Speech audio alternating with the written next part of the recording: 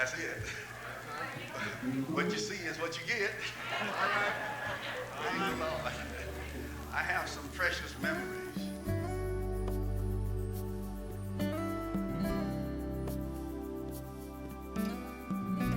So let's talk about that. Marion Sanders? Marion Sanders. A lot of people call him Elder Sanders, Reverend Sanders, but we just knew him as Dad.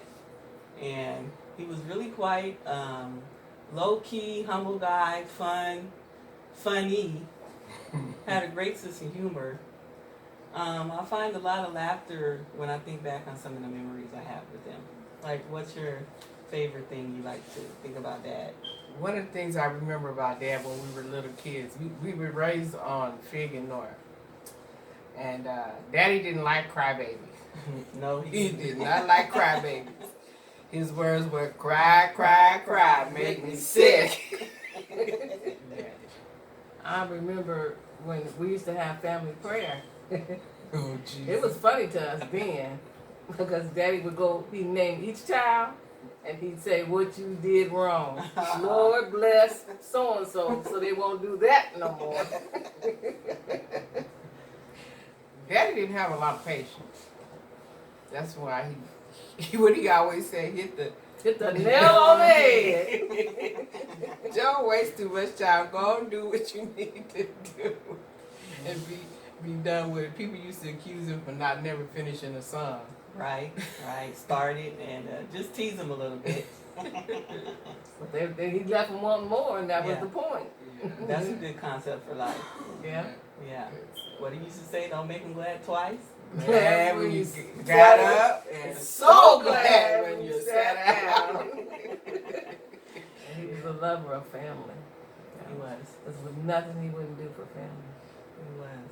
Yeah, that and being older and understand Daddy sacrificed a lot. Sacrificed a whole lot for family, not only his immediate family, but church family.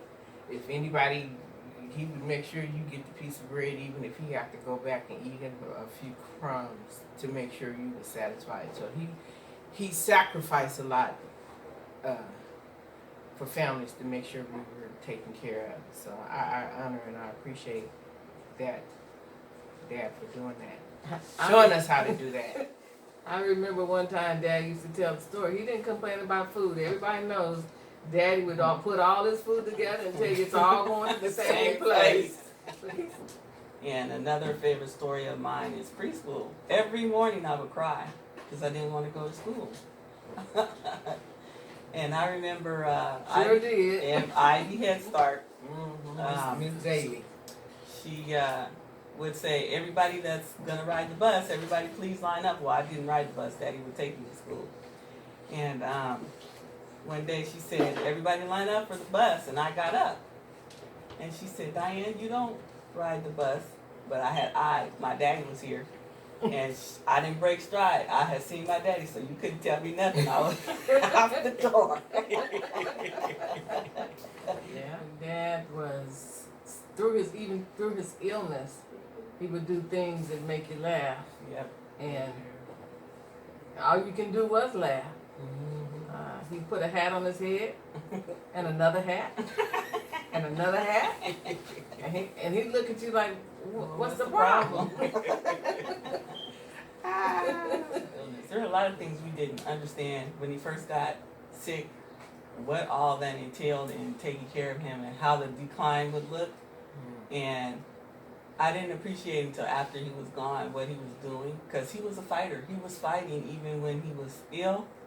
And one of the things I found out that the doctor told me was that dementia works on your ability to control your muscles. So you remember when his hand drew up, his right hand. And I remember us saying, well, why is Dad eating with his left hand? He's not left-handed. But his hand was drawing up. And for him to keep his own independence, because he used to like to say, I'm the most independent person you're ever going to be. That's right. For him to keep his independence, he switched hands. Because he used to say, all I need you to do is tell me I can't do it. And he do it every time. Oh, and please don't leave your food around him. Yeah, 'cause he got some quick hands. Quick hands. I think the grandkids find that out. They go up there, don't leave your drink out. Don't leave your drink, don't leave your food. Mhm. Oh, you weren't gonna eat that, were you? Yeah, he had some quick hands. And in his later years, he couldn't really talk. At one time, he would just mimic what you said. So I remember he was sitting down, and I was trying to get him up. And I was telling Dad, I said, get up, get up, get up, get up, get up. And I guess I got on his nerves so bad, he said, get up, get up, get up, shut up. And I just lost it. I just laughed. Do I want my dad to come back now? He's gone. Our Heavenly Father's gone to prepare a place for us. And Dad, one of his favorite songs was what, kids? On my way to heaven. Y'all remember it? I'm so glad. And I'm on my way to heaven, and I'm so glad he put that in our minds. So he's gone to a prepared place. So that's where I want to go, to a prepared place. So I missed you, Dad. I love you. In the morning, meet me in the morning when I rise. Meet me in the morning. Thank you.